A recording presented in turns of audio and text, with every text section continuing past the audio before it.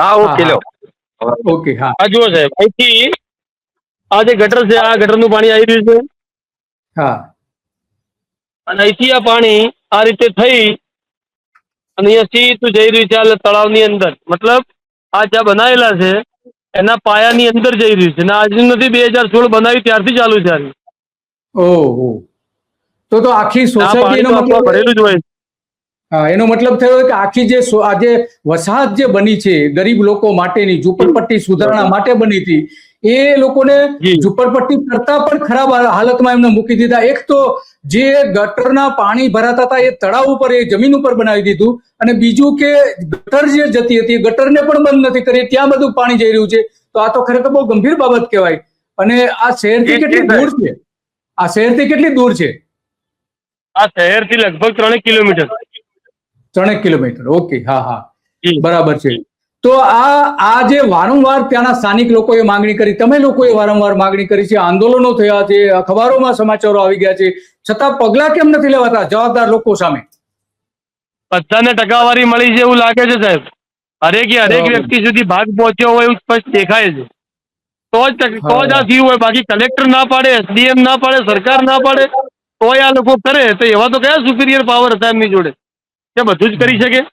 અને સર, અહીંયા પર્યાવરણવિદ મહેશભાઈ પંડ્યા, જતીનભાઈ શેઠ બધા આવી માનવ અધિકાર પંચને પણ લખ્યું છે, અચ્છા. ઓકે. છતાં તો હજી સુધી કોઈ સ્ટેપ લીધા નથી એમને. બરાબર. તો માનવ અધિકાર પંચે પછી કઈ નોટિસ કેવું કઈ ઇસ્યુ કરેલું? હા, નોટિસ ઇસ્યુ કરેલું છે, પણ આ તો સાહેબ એમને એમની નગરપાલિકાની અંદર એક સ્ટવ અને ઉપર એક કઢાઈ રાખ્યું છે. આવી બધી નોટિસ જેવી આવે ગોળી હલાઈને પી જાય છે. શરબત, નોટિસ નું શરબત બનાવીને પી જાય છે. પણ ખરેખર તો આમાં હા, સરબત નગર બનાવીને પી જાય સેવકો, છે. હે ને, જે નગર સેવકો છે, આવી જો બેદરકારી હોય તો કલમ 70 હેઠળ એની સામે પગલા ભરી શકાય છે નગરપાલિકાના નાણાંના ખોટા ઉપયોગ માટે. તો આ ખરેખર તો એમની જે કામ કરવાની જે જવાબદારી છે એમાં બેદરકારી સ્પષ્ટપણે સાબિત થાય છે. છતાં સરકારે પણ પગલા નથી ભર્યા. તો કોણ છે આની પાછળ મોટું માથું કોણ કહી શકાય? કોઈ અંદાજ મૂકી શકાય? સત્તાધીશો સાહેબ, સત્તા પક્ષ જે ઉપર બેઠું છે અને એની સાથે જે મલાઈ ખાવા વાળા અધિકારીઓ, આપણે કહીએ કે પ્રાદેશિક કમિશનરમાં લખીએ કે અહીંયા લખીએ, પણ એ પણ એક ફોર્માલિટી ખાતર માત્ર કાગળ ઉપર પેલી પેન ઘસવાની ફોર્માલિટી કરી અને પછી એનું ફોલોઅપ કશું નહીં. હવે એ કદાચ નગરપાલિકાને કંઈક જવાબ માટે મોકલે છે, તો અમે એવા તો ઘણા બધા કાગળો છે કે ફોલોઅપ ઉપર ફોલોઅપ કરીએ છીએ, પરંતુ એ ફોલોઅપનો ક્યારેય કોઈ જવાબ આજ દિન સુધી આવ્યો નથી સર. તો આ બહુ ગંભીર બેદરકારી કહેવાય. કારણ કે જે કલમ મ્યુનિસિપલ એક્ટની જે કલમ 48 જે છે, એમાં નગરપાલિકાના અધિકારીઓ કર્મચારીઓ જો બેદરકારી દાખવે આ રીતે પ્રજાના પૈસાના, અથવા તો એને કામ જે સોંપેલું છે કામમાં ભંગ કરે, એના કામ જે સોંપેલું છે એના, તો એમાં સજાની પણ જોગવાઈ છે, જેમાં સેન્સર થઈ શકે, વધારાનો પગાર, પ્રમોશન બધું અટકાવી શકાય છે, નુકસાનની વળતર પણ માંગી શકાય છે. તો ખરેખર તો અહીંના જે અધિકારીઓ છે એની પાસેથી આ રકમ વસૂલ કરવી જોઈએ એવી પણ વારંવાર માંગણી કરી છે. દંડ કરવાની માંગણી કરી છે, સસ્પેન્ડ કરવાની માંગણી કરી છે, અને એના પદ ઉપરથી હટાવવાની અને ફરજ મોકૂફીની આવી બધી જ માંગણીઓ કરી છે કલમ 48 હેઠળ. છતાં પણ પગલા નથી ભરાયા. આ જ રીતે ચીફ ઓફિસર જે છે એની પણ જવાબદારી છે. એની કલમ 49 હેઠળ જે છે એમાં પણ એની જવાબદારી છે કે એની કર્તવ્ય એમનું છે અને એની જે ફરજ છે, ફરજ ચૂકી જાય તો એની સામે પગલા ભરી શકાય છે. તો આ બધી જે કાર્યવાહી છે, તો કાર્યવાહી ખરેખર કોણ કરે? સવાલ એ આવીને ઉભરે છે. કારણ કે રાજ્ય સરકાર તો આમાં બધું છાવરતી હોય એવું લાગી રહ્યું છે. ભલે નોટિસો ઇસ્યુ કરી હોય, પરંતુ બહુ કોઈ તપાસ કરી એવું નથી લાગતું. તો સરકારે કોઈ તપાસ કરી હતી ખરી આમાં? કોઈ તપાસ નહીં સર. વિજિલન્સમાં લખીએ, સ્વાગતમાં જઈએ, પીજી પોર્ટલમાં કરીએ, આરટીઆઈમાં તો અહીંયા એક પેટર્ન ચાલે છે, જવાબ કરી દેવાના, બસ એક જ પેટર્નમાં કોપી પેસ્ટ કરીને. હવે માણસ ક્યાં સુધી ફર્સ્ટ અપીલમાં જાય, સેકન્ડ અપીલમાં જાય, બિચારાનો સમય બગડે, પૈસો બગડે. એટલા બિંદાસ માણસો છે, એમને એટલું કોન્ફિડન્સ છે કે અહીંયા અમારું નામ કોઈ લેવા વાળું નથી, મન ભાવે એમ વર્તાઈએ, જેમ રાજાશાહી હોય ને એ રીતે. વાત સાચી છે. રાજાશાહી જ છે, અધિકારીઓની રાજાશાહી છે અને ભાજપની પણ રાજાશાહી જ છે. એનો મતલબ જ એ થયો કે પ્રજાના કરોડો રૂપિયા આ રીતે ખર્ચાઈ રહ્યા છે. અને છતાં પણ કોઈ પગલા ન ભરાય. ઓછામાં ઓછા અહીંયા 40 કરોડ રૂપિયા જેવું આંધણ કરી દેવાયું છે લેન્ડફિલ સાઇટ અને બંને થઈને આ એક જ સ્થળે 40 કરોડ 65 કરોડ છેલ્લા હિસાબ પ્રમાણે 65 કરોડ 65 કરોડ. ઓહો હા, છેલ્લા આંકડા પ્રમાણે. છેલ્લા આંકડા 62 કરોડ રૂપિયાનું જે ખર્ચ થયો તો ખરેખર તો એન્ટી કરપ્શન બ્યુરોમાં આની સામે ફરિયાદ થવી જોઈએ, સીબીઆઈ ની તપાસ થવી જોઈએ ભ્રષ્ટાચારની શંકાના આધારે, પરંતુ આ થતું નથી. લોકાયુક્તમાં પડકારી શકાય છે, લોકાયુક્તમાં પણ એની સામે ફરિયાદ થઈ શકે છે. તો હવે ત્યાંના સ્થાનિક લોકો શું આમાં કરવા માંગે છે?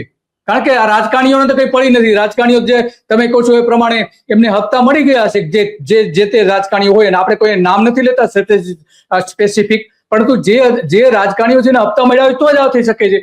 તો હવે ત્યાંના સ્થાનિક નાગરિકો બધા ભેગા થઈને શું કરવા માંગે છે એ થોડી વાત કરશો? નાગરિકો તો સર બહુ ઈચ્છતા હોય છે, કારણ કે માનવની એક પ્રકૃતિ હોય છે કે ખોટું સહન ન કરે. પરંતુ આ જે ટ્રેડિશનલ પોલિટિક્સ જે જાતિવાદી જ્ઞાતિવાદીમાં વહેંચાયેલી છે, અને જે 80% ઉપર લોકોનો જે કંટ્રોલ આ 15 થી 20% લોકો પાસે છે, એ લોકો આમને શામ દામ દંડ કે ગમે તે એની હાવ દબાણ હેઠળ રાખી અને એ ખરેખર બહાર નીકળી કંઈક બોલે એના પહેલા જ એવી વ્યવસ્થા એમને ગોઠવી દીધી છે કે નાગરિકો ઘણું બધું ઈચ્છવા છતાં ત્યારે બોલી નથી શકતી. પરંતુ પ્રજા જ્યાં સુધી આગળ નહીં આવે અને આ પ્રશ્નો નહીં ઉઠાવે તો આ પાલનપુર જેટલું હાલ છે એના કરતા બદથી બદતર થઈ જશે, રહેવા લાયક નહીં રહે. આપણે અત્યારે દેશની અંદર જોઈએ છીએ અરવલ્લી પર્વતમાળાનો જે નિર્ણય છે પર્યાવરણ મંત્રાલયે લીધા છે 100 ફૂટ વાળો, તો આવા જે દિલ્હીની અંદર જે ફોગિંગ આખું ગેસ ચેમ્બર બની રહ્યું છે, તો આવી પરિસ્થિતિ પાલનપુરમાં બી થતે વાર નહીં લાગે. આવું કરપ્શનને જો પ્રોત્સાહન આપીશું સાહેબ.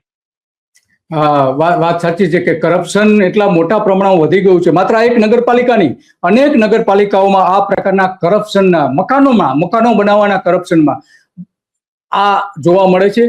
અને એ પણ જે ગરીબ લોકોના ઝૂંપડાઓ જે છે એના સ્થાને પાકા મકાનો બનાવવાની જે યોજનાઓ હોય છે એમાં તો વ્યાપક પ્રમાણમાં ભ્રષ્ટાચાર થાય છે. અને આ ભ્રષ્ટાચારનું મોડેલ આખા ગુજરાતમાં આ જે મોડેલ છે પાલનપુરનું, એ શ્રેષ્ઠમાં શ્રેષ્ઠ મોડેલ છે ભ્રષ્ટાચારનું. એમાં અત્યારે બની ગયા પછી પણ કોઈ ઠેકાણું નથી. જે ચોકીદારો જ્યાં રાખવામાં આવ્યા છે એ પણ એના કોઈ જવાબદાર રાખતા નથી. અધિકારીઓથી લઈને કેટલા બધા આના માટે જવાબદાર ઠરે છે, છતાં પણ એની સામે કોઈ પગલા ભરાતા નથી. તો તમે બહુ સારી વિગતો આપી અને ઘણી બધી બાબતો તમે રજૂ કરી. પાલનપુરની જનતાના હિતમાં આમાં કોઈનું કોઈ બીજું હિત નથી કે આમાં કોઈની કોઈ બદનક્ષી કરવાનો પણ આપણો કોઈ ઈરાદો નથી, પરંતુ પ્રજાના પૈસા જે છે એ પ્રજાના પૈસાનો સદુપયોગ થવો જોઈએ. કારણ કે લોકોએ જે ટેક્સ ચૂકવેલો છે, વેરા ચૂકવેલા છે, એ વેરામાંથી જ આ બધા મકાનો બનાવેલા છે. અને એ મકાનોમાં પણ પારાવાર ગેરરીતિ થઈ છે. આજુ સુધી એક પણની સામે પગલા ભર્યા નથી.